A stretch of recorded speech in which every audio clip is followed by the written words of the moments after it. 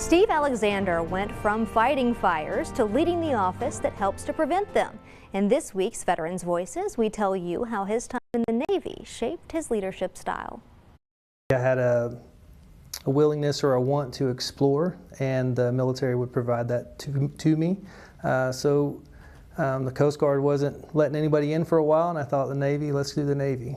Steve Alexander never saw a ship while he was in the Navy. I was responsible for maintaining all the avionics systems on a reconnaissance aircraft, and so it was a lot of electrical theory and a lot of gadgets and test equipment and running tests on different systems to find where the fault was and then fix that fault. The aircraft maintainer was in charge of the avionics shop and a crew while deployed. So I was stationed in Japan for quite a number of months, almost a year.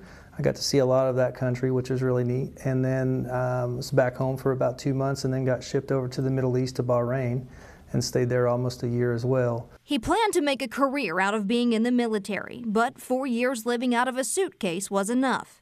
He worked various jobs when he got out until going back to his true passion in 2003. Growing up, my best friend's stepfather was a firefighter, and it was always kind of something that was there, but the military drew me away, and so years later, I landed in East Tennessee and met my wife, and her dad was a firefighter, and kind of sparked my interest again. Alexander was promoted up through the crew, eventually becoming a district chief, and back in October was named as Johnson City's fire marshal. It's much different than suppression, where I was at for 22 years.